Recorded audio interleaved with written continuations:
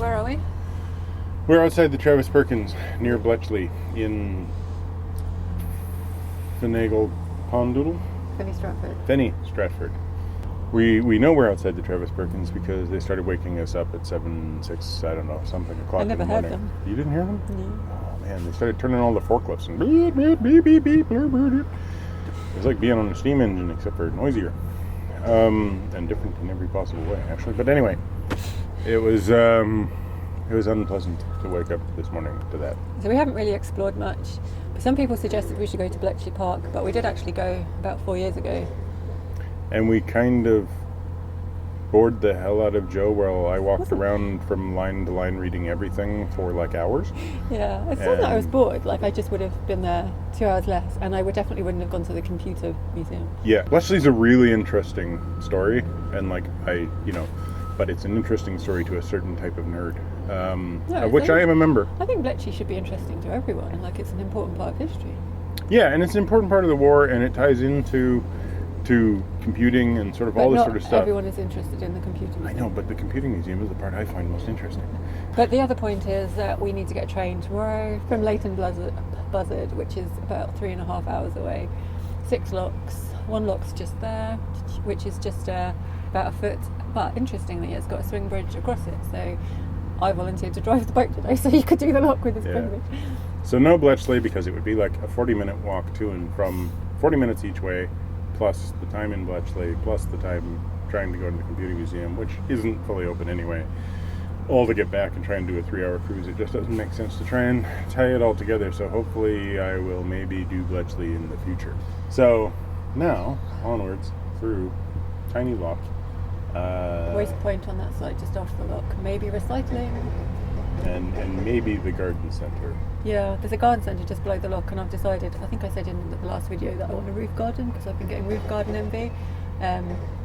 But because we're going to London for 2 days, it doesn't really make sense to go and get the garden and plant it all up and then not water it for 2 days, especially in this weather. So yeah, so maybe briefly on hold. I need the windlass. Right, let's go. Okay.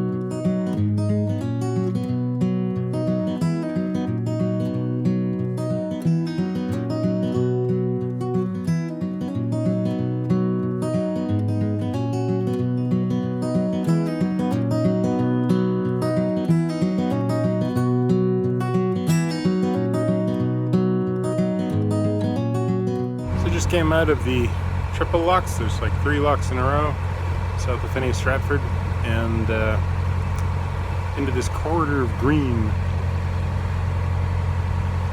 It's not like the canals really change all that much or all that quickly and everything, but it's just kind of funny sometimes when you go through a bit of more urban and parkland and everything, and then suddenly it just feels a little more foresty. No doubt, just like 15 feet over there's some sort of ancient Roman monument or battlefield or whatever. There's so much stuff in this country.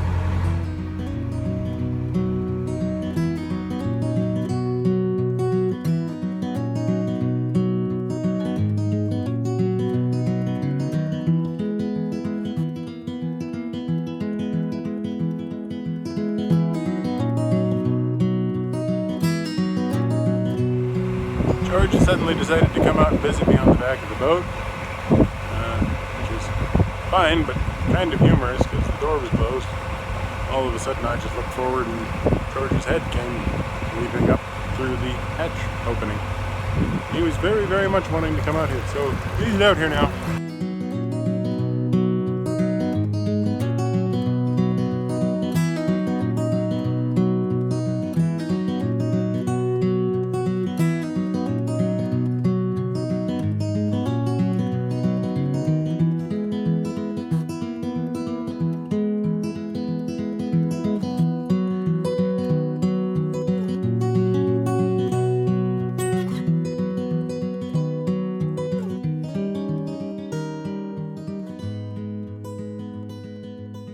Come on here. Yeah, that's impressive. It's a bit windy today. Which is lovely because it's a bit bloody hot. Yeah, the breeze is good. So we made it down to Leighton Buzzard, which still sounds to me like a delinquent bird, but we're here. I went to the garden centre and it was a really nice garden centre. It was quite expensive and it was like a 10-minute walk from the boat, and there was no way I was carrying a bag of soil back to the boat. Yeah, So I came back empty-handed, but it was good research, I guess. Yesterday we were parked outside of the Travis Perkins building supply company, and now we are parked outside of what I'm calling the most photogenic juicens It we've does have seen. rather a nice ivy growing. Yeah, up. it's the big hemispherical thing behind the tin fence with Which is behind like, the tennis fence. knives on the surface of it, and then like razor wire and barbed wire and stuff. It has a general sense of embattled military post, but apparently it's a shop for building supplies. I think we're on day 7 of the heat wave now. Yeah, and it's kind of enough. And the bugs, the bugs with the biting and the painful itchy. Oh goodness, we're full of the joys today, aren't we? Yeah. No, I mean, I'm really, the actual cruise was nice.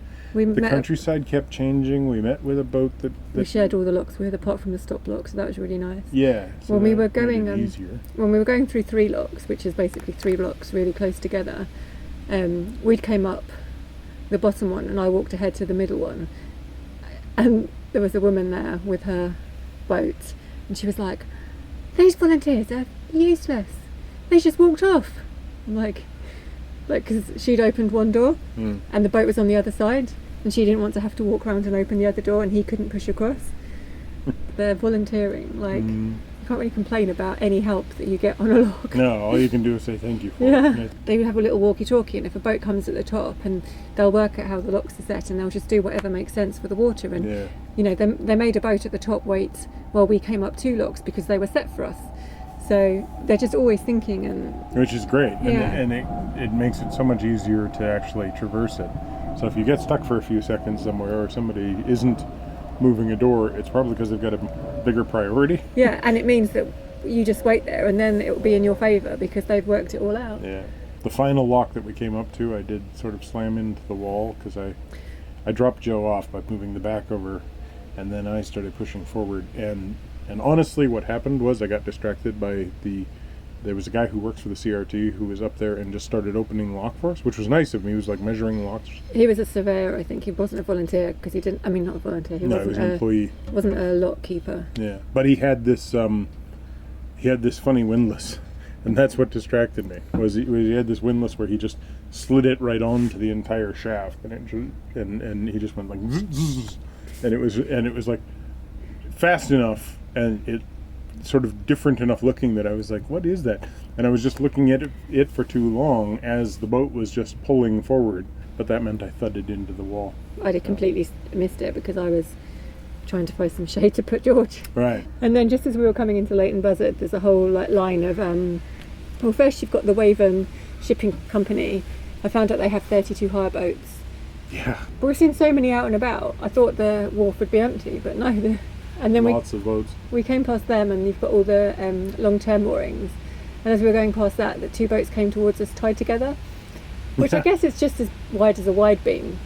But we had to kind of get out of the way so they could get past. As he went past, he said, Oh, it's so much harder when there's... You see, it's hard coming down here when you're tied to another boat. And we were just like, why are you doing it? Because like, both of it wasn't like a buddy without an engine. It was, he was towing another boat, which was like probably disabled or something. And it's fair enough if it is disabled, but then you'd think it was a one-off, not just something I do all the time. There was a lot of really neat sort of bits of nature today. Saw lots of sheep trying to find shade. Yeah, the shaved sheep. They were all walking along like completely bald from the neck down, just looking a little bit like harried by the sun, and they wanted to get out of the way. Except not harried. Yeah, not hairy at all. I don't know, I was just surprised because as we're getting close to London, I sort of... It's changing. Yeah, it's changing. The boats are changing. But I had this expectation that the nature would get less and less. But like today I saw this carp, like, well, I don't know if it was a carp, but it looked like a carp. It was about that long, like really big thing. Every once in a while I've seen like the back of an eel. So there's quite a bit of life in the water. So many more airplanes above us. There's so much more sort of car traffic and everything. But the fact that there's still quite a bit of nature. Right. See ya. This fact that there's still quite a bit of nature just... Of course there is. I just like it because it's like... Yeah. It's not what I think of in urban spaces. And when I go down to... Yeah, but if you come into Leighton Buzzard by car or by train, you wouldn't know anything. Yeah. It's because you're on the waterway that you see it more. Yeah, it's true. I really wonder what it's going to be like as we get closer to London itself, because that's the one thing we haven't done really, is other than walking through... Yeah, we've walked the usual tourist bit from Camden to... Little Venice to... what's that terminus called? Paddington. Yeah. Paddington Basin. Paddington Arm in the basin there. That's it, Paddington Arm. And we are going to do that by boat, although we are a little bit apprehensive because we hear all these stories. Mainly about mooring. About how easy it is to find mooring. I can't get into the mind frame of just like enjoying the journey as to where we are. I'm always thinking ahead about, like, because I thought it would be more free than it is, but we've always got to think, oh, we need to go be in London on this date, we need to do that on this date, we need to get shopping. So I'm always like thinking, like... About the head. Yeah, so instead of just enjoying this whole section, which I have done actually, I'm thinking, oh, well, in 2 months' time we'll be in London, and that's worrying. It's like, just live for the moment, goddammit. That's mainly just, But it's all good stuff. I'm not like, it's not like we're doing anything we don't want to do.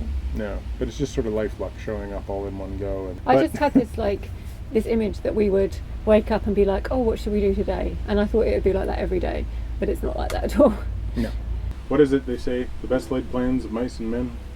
Like, you can't make plans. I like to plan. I like to know what's happening. I know, but see, you're like, I want to be free, but I want to know what's happening. Yeah. It's really hot today. Oh, have we mentioned there's a heat wave?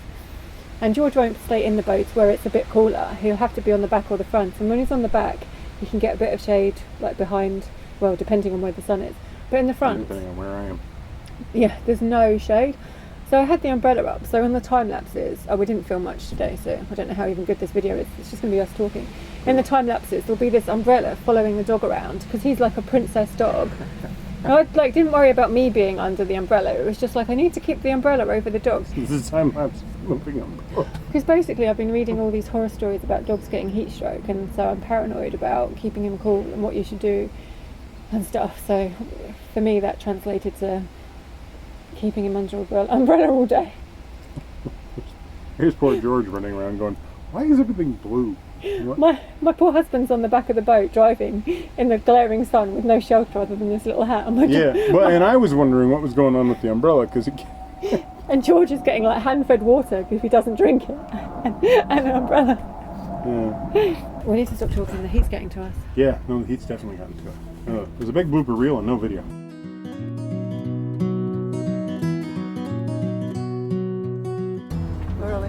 George done a poo? Or is it just those? Did I step on something again? No. Ah, there it is. The future of narrowboats with like artificial intelligence driving these things. It's going to be amazing. Yeah. Can you take the poo when you go and do the log? Yeah, I'll take a poo when we go to the log. No, it's George's poo. And can you take the lead? And the lead's in my pocket. All right. So what I really need is the doobly-doo thing. The wing-a-lingle. The crank handle. Yeah. Why is the word... What's the word? I know what it is. It's right in my head. Windlass. I need the windlass. You should walk along the bridge. What? You should walk along the bridge. This is a lot of work for a foot.